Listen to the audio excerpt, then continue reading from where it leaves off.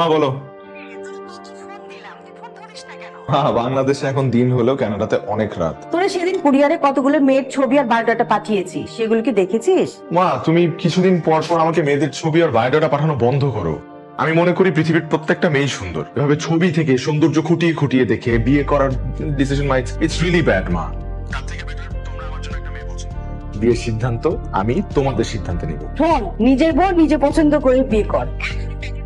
মেয়ের বায়োডাটা ছবি পাঠিয়েছি, এর মধ্যে থেকে তোকে পছন্দ করতে হবে এবং বিয়ে করতে হবে।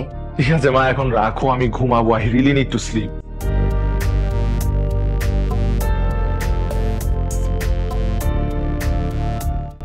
ছবি দেখে দেখে বাছাই করা সম্ভব না, তার চেয়ে বরং লটারি করি। লটারিতে যার ছবি উঠবে তাকে আমি দেখতে যাব।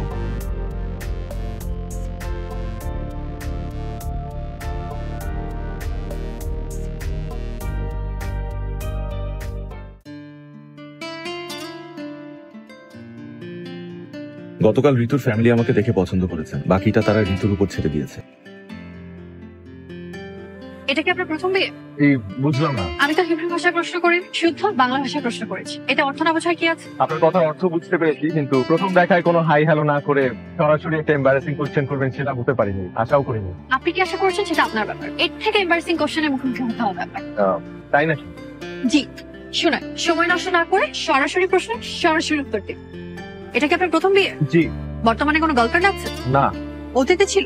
না, অতীত বর্তমান কোনো কালেই কোনো গার্লফ্রেন্ড ছিল না। কেন ছিল? আমি কখনো কোনো প্রেম করিনি তাই। কেন প্রেম করেন? আপনার কোনো শারীরিক সমস্যা আছে?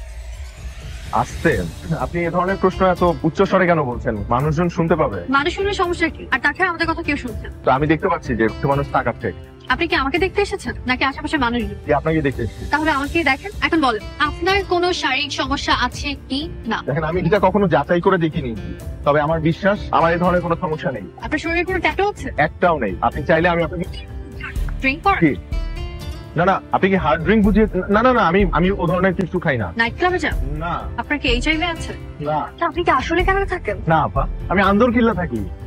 আমার সাথে একদম ফাইজলামি করবেন, আমি আপনার বেআইন না। সরি, কিন্তু আমাকে নিয়ে আপনার এত সব সন্দেহ হওয়ার কারণটা কি? কারণ আপনি কানাডা থাকেন, অথচ ড্রিঙ্ক করেন না, গার্লফ্রেন্ড নেই, নাইট ক্লাবে যান না। ব্যাপারটা আমার কাছে নর্মাল লাগছে। দেখুন, একটা মানুষ দেশের বাইরে থাকে তার মানে তার এইসব থাকতে হবে এর কোনো মানে? আমার একটা ল্যাব ক্লাস আছে। আমি আপনাকে পৌঁছে দিই? না, আমি একাই যেতে পারবো। আচ্ছা, যাওয়ার আগে আমাদের বিয়ে নিয়ে আপনার মতামতটা জানতে পারি? না, বিয়ের মতো এত বড় একটা ডিসিশন এত জলদি আমি নিতে পারবো না। আমার সময় লাগবে। আমি বাসায় যাই আপনাকে ফোন দিই। বাই।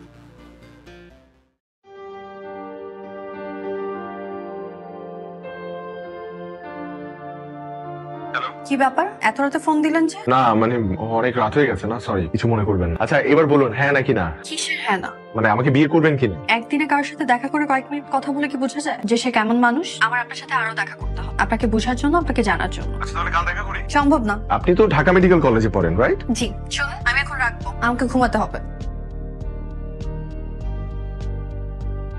Excuse me. আপনাকে না বললাম আজ দেখা হবে না। আর আপনি এখানে কিভাবে এলেন? আপনি ঢাকার রাস্তাঘাট চেনেন? কিচ্ছু চিনি না। গুগল ম্যাপ আছে, ট্যাক্সি আছে, এটা দেখে দেখেই চলে আসছি। আচ্ছা আমার না গলা শুকিয়ে গেছে, আপনারা তো ক্লাস করে আসছেন, নিশ্চয়ই ক্ষুধার্ত। চলেন কোথাও বসে কিছু খাই। হ্যাঁ ভাইয়া চলেন।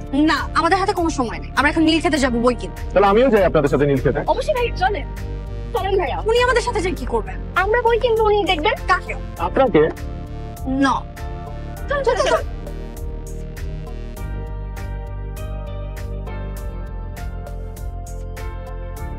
কাল ঘটক বাসায় ফোন করে বললো আপনি নাকি আমাকেই বিয়ে করবেন বলে ফাইনাল ডিসিশন নিয়েছেন। কারণটা কি জানতে পারি? আমার মধ্যে এমন কি আছে যে আপনার আমাকেই বিয়ে করতে হবে? আপনার ছবি যেদিন আমি প্রথম দেখেছি সেদিন আপনার ছবি দেখে আমার কাছে মনে হয়েছে যে এই মানুষটা আমার খুব আপন। আর কাল যখন সরাসরি আপনার সাথে আমার দেখা হলো, তারপর মনে হয়েছে আপনার জন্য তো এতদিন অপেক্ষা করছিলাম। আচ্ছা, আমি যদি এই বিয়েতে রাজি না? এটা পুরোপুরি আপনার সিদ্ধান্ত, কিন্তু আপনাকে রাজি করার জন্য আমি শেষ পর্যন্ত চেষ্টা করে যাবো। বিষয়টা একটু বেশি হয়ে যাচ্ছে না? দেখেন, আপনি যা ইচ্ছা বলতে পারেন, কিন্তু আমি জানি যে আপনি আমার প্রথম প্রেম। কি যে তা বলছেন? আমাদের মধ্যে প্রেম হলো কবে? আমি তো বলিনি আপনি আমার প্রেমে পড়েছেন, আমি আপনার প্রেমে পড়েছি। কোথায় সেটেল হবে? বাংলাদেশ নাকি কানাডা? আপনি যেখানে বলবেন। আমি বাংলাদেশের কোথাও যাবো না। তাহলে বাসন রাতি সব কাজ পুড়িয়ে ফেলবো। আমি রান্না করতে পারি। পেটের জন্য ভালো। আমার সোপ অ্যালার্জি, আমি কাপড় ধুতে পারি। ওয়াশিং মেশিন আছে। আমি কারোর সাথে রুম শেয়ার করতে পারি। ড্রয়িং রুম আছে, সোফা আছে, সোফায় কাটিয়ে দিব মুভ দিয়ে। আমরা প্রায় একই রকম দেখি। বাইরে বেরোলে মানুষ ভাববে হয় আমরা ভাই বোন, নাহলে বোন। তা তো ভালোই হলো, হাজবেন্ডের সাথে এক্সট্রা একটা ফ্রেন্ডও পেলেন। আমার অলরেডি অনেক ফ্রেন্ড আছে, নতুন করে কোনো ফ্রেন্ডের দরকার নেই। আচ্ছা ও এইভাবে কথা বলতে কেন? কথা বলার ধরন দেখে মনে হচ্ছে ও আমাকে বিয়ে করতে যাচ্ছেন।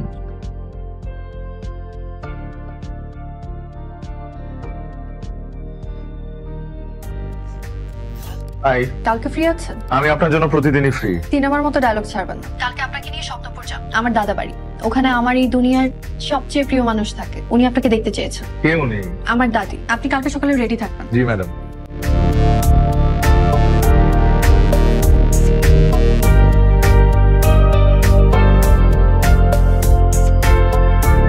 ওনারা হচ্ছে আমার চাচা চাচি, কিন্তু আমি ছোট মা আর ছোট বাবা বলে ডাকি। হাজার বছর বেঁচে থাকো বাবা। ছোট মা, বোকা বোকা দোয়া দিও না তো। উনি 1000 বছর বেঁচে থাকবে কিভাবে, ভূত হয়ে? আর এটা হচ্ছে আমার বান্ধবী। আসসালামু আলাইকুম। ওয়ালাইকুম সালাম। লেট মি গেস, আপনি সুচিত্রা সেন। যা বলছো, আমি সুচিত্রা সেন হতে যাবো কেন? আমি তো ঋতুর দাদি। কি বলেন? একদম অবিকল চেহারা। আপনি শিওর আপনি সুচিত্রা সেন না? অবশ্য জোয়ান কালে ঋতুর দাদাও এই কথাই বলতো। এখন তো বুড়ো হয়ে গেছে। কে বলেছে আপনি বুড়ো হয়ে গেছেন? একদমই না। ঋতুর বয়স যদি হয় 25, আপনার বয়স সর্বোচ্চ 30। হচ্ছে আর ফাজলামো করতে হবে না। এবার চলো একসাথে নাস্তা করি। আমার ভীষণ খিদে পেয়েছে, আমি সারাক্ষণ তোমাদের জন্য ওয়েট করছিলাম। এসো। আরে কে এটা? আপনাকে দেখে তো আমি চিনতেই পারিনি। আপনি কি কানাডা তো লুঙ্গি পরেন নাকি? না না, this is the first time. আমি আসলে লুঙ্গি পরতে পারি না, চাচা এনে দিল। আরে আমি পড়াই দিছি। বুঝলাম। আপনি নাকি একটু আগে খুব সাঁতার কেটেছেন? জানেন, আমি জাস্ট 2 মিনিটে পুকুরের এই পার থেকে ওই পারে সাঁতরে গিয়েছি। তাই? আচ্ছা একটা কাজ করেন তো, আপনি পুকুরে নামেন, দেখি আপনার ওই পারে যেতে কতক্ষণ লাগে। ভাইয়া আমি ফেরবি না পারি। আরে নামেন না।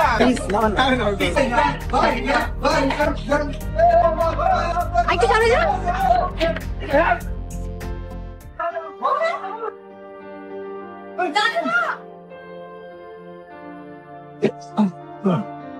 এটা কোন ধরনের ফাইজলামি? আপনি সাঁতার জানেন না, তাহলে পুকুরে নামলেন কেন? আপনি তো নামতে বললেন। আমি নামতে বললে আপনি নামবেন? আমি আপনাকে আগুনে ঝাঁপ দিতে বললে আগুনে ঝাঁপ দিবেন? অবশ্যই দিব। আপনি মনে হয় বাংলা সিনেমা প্রচুর দেখেন, তাই না? কথায় কথায় সিনেমার ডায়লগ দিবেন না। জীবন নিয়ে ছিনিমিনি খেলেন। আপনার কিছু হয়ে গেলে কি হতো? ভালোই তো হতো। তারপর দাদার কবরের পাশে আমাকে কবর দিতে। তবে আমি আর দাদা মিলে বসে দেখতাম কে বেশি কান্না করে, আপনি নাকি দাদি। ভাইয়া চলেন, আজকে আপনাকে আমাদের গ্রামে ঘুরে দেন। হ্যাঁ চলেন। চলেন।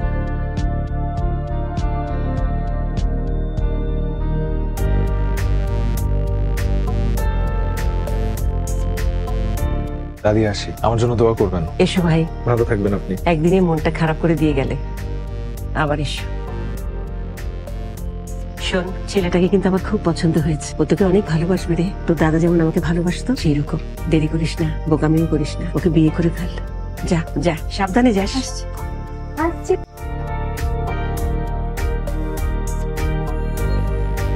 আপনার সমস্যা কি? আপনি বিদায় না নিয়ে চোরের মতো নামলেন কেন? আপনি বাচ্চাদের মতো ঘুমাচ্ছিলেন, দেখে ভীষণ মায়া লাগলো, তাই ডাকতে ইচ্ছা হয়নি। দাদিমা আপনাকে অনেক পছন্দ করেছে। আপনি তো এখনো বিয়ের মতামত জানাননি। আমি আসলে এখনো শিওর না। আমার 2টা শর্ত আছে। আপনি যদি আমার 2টা শর্ত মেনে নেন, তাহলে আমি ভেবে দেখতে পারি। আমি আপনার সব শর্ত মেনে নেব, বলেন। এখন না, লিখে জানাব। তাহলে টেক্সট করেন। এখন না, একটু আগে আমার শর্ত দুটো একটা কাগজে লিখে খামের ভিতরে রেখেছি। কাল যখন আপনার সাথে দেখা হবে তখন খামটা দিব। কাল আমাদের দেখা হচ্ছে? কাল দেখা হচ্ছে। ঠিক আছে, কখন? একটা সময়। ঠিক আছে, ডান। একটা অনুরোধ করি, কাল একটা নীল শাড়ি পরে আসা যায়? আমি তো শাড়ি পরতে পারি না। সমস্যা নেই, আপনি আসলেই হবে। ওকে। আঙ্কেল কি হয়েছে? সব শেষ হয়ে গেছে। এটা মনে বাঁচবে না। ভিতর কি হয়েছে? আমার মেয়েটা সারাটা রাত ঘুমায়নি। আমাকে আর ওর বাবাকে সারাটা রাত জ্বালাতন করেছে। কিভাবে সাজবে, কানে কোন দুল পরবে, চুল খোলা রাখবে না বেঁধে রাখবে, হাজারো প্রশ্ন। আমি ওর বাবা অবশ্য ওর ছেলে মানুষে দেখে মজাই পাচ্ছিলাম। মাঝরাতে এসে সে আমাদের বলল সে তার নাম পাল্টে ফেলবে। মা, মা দরজা খোলো। বাবা, মা, একটু আগে আমি একটা ডিসিশন নিয়েছি। আমি ঠিক করেছি আমি আমার ঋতু নাম পাল্টে ফেলবো। আমার নাম রাখবো বৃষ্টি। হঠাৎ এই সিদ্ধান্ত নেওয়ার কারণটা কি? যেহেতু ওর নাম মেঘ, তাই এখন থেকে আমার নাম বৃষ্টি। মেঘের বৃষ্টি, একদম সহজ। আমার মেয়েটা যে তোমাকে কত পছন্দ করে তুমি সেটা জানো না। তোমার সাথে ও খারাপ ব্যবহার করেছিল না, সেটা দেখার জন্য তুমি কিভাবে রিয়াক্ট করো। তুমি ওকে বলেছিলে না নীল শাড়ি পরে যেতে? আমার খুব ভালো নীল শাড়ি ছিল না, সেটার জন্য যে আমাকে কত কথা শুনিয়েছে। আমরা তোমার কাছেই যাচ্ছিলাম, রাস্তায় হঠাৎ ফুলের দোকান দেখে ও গাড়ি থামাতে বললো। পারভেজ ভাই দাঁড়ান। কেন? মা তুমি একটু বসো, আমি মেঘের জন্য ফুল কিনে নিয়ে আসি। আমার অফিসে যেতে হবে, তোকে নামিয়ে দিয়ে কিন্তু অফিসে যাবো। একটু তাড়াতাড়ি করিস। হ্যাঁ, ওকে।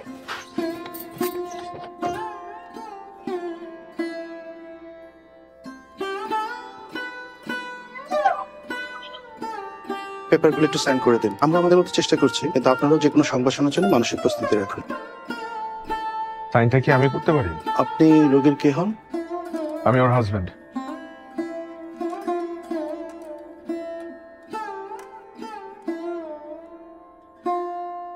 কি তোর চিঠি তোমার জন্য? শুনুন, আপনার কাছে আমার 2টা শর্ত আছে। শর্ত নাম্বার 1, আমার কম পক্ষে 5টা বাচ্চা লাগবে। অবশ্যই এর বেশি হলেও সমস্যা নাই। শর্ত নাম্বার 2, প্রতিদিন আমার কপালে একটা চুমু দিতেই হবে। এমনকি ঝগড়া করে কথা বন্ধ থাকলেও এই শর্ত 2টা মানলেই আমি আপনাকে বিয়ে করব। ইতি ঋতু, সরি ঋতু না, বৃষ্টি, মেঘের বৃষ্টি। এটা কেমন কথা হলো? কিনা একটাই আসবেন, সকাল থেকে আপনার জন্য রেস্টুরেন্টে বসে আছি, আপনি তো আসলেন না, উল্টা আমাকে এখানে আসতে হলো। আচ্ছা শুনেন, আমি আপনার 2টো শর্তেই রাজি, তবে 5টা না। তাহলে যতদিন তৌফিক দেয় বাচ্চা নিতেই থাকবো। কিন্তু এতগুলো বাচ্চা হলে তো আপনি পরে মেনটেন করতে পারবেন না। আপনি নিজে কনফিউজড হয়ে যাবেন, চেহারা মিলিয়ে ফেলবেন, নাম মিলিয়ে ফেলবেন, পরে দেখা যাবে একটা বাচ্চাকে দিনে 2বার গোসল করিয়ে ফেলেছেন। প্লিজ চোখ আর 1 মিনিট ধৈর্য ধর, এরপর তুই ইচ্ছে মতো কাঁদিস। জি যাচ্ছি। আর শুনেন, আমি কিন্তু আপনার পারমিশন ছাড়া একটা কাজ করে ফেলেছি। আপনার হাজবেন্ড হয়ে আপনি সব পেপারে সই করে দিয়েছি। হাসপাতালে সবাই জানে যে আমি আপনার হাজবেন্ড। তো আপনাকে আমি ওয়ার্নিং দিচ্ছি যে মরার চিন্তা বাদ দেন, দ্রুত সুস্থ হয়ে ওঠেন প্লিজ। আপনাকে এইভাবে দেখতে ভালো লাগছে না।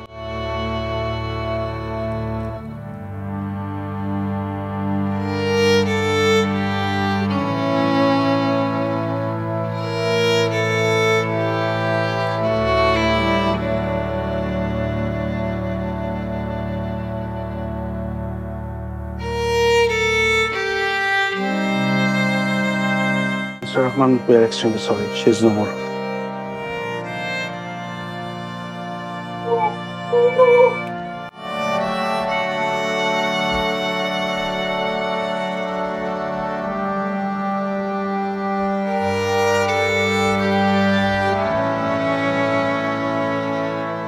তুমি আমাকে 2টো শর্ত দিয়েছিলে, 5 বাচ্চার শর্তটা তো আর পূরণ করতে পারবো না। তবে তোমার দ্বিতীয় শর্তটা পূরণ করার জন্য আমি কানাডা যাচ্ছি না। আমি এখন থেকে এখানেই থাকবো দাদির সাথে, আর প্রতিদিন তোমার কপালে এসে চুমু দিয়ে যাবো। আবার শেষ নিঃশ্বাস পর্যন্ত আমি তোমার পাশেই থাকবো।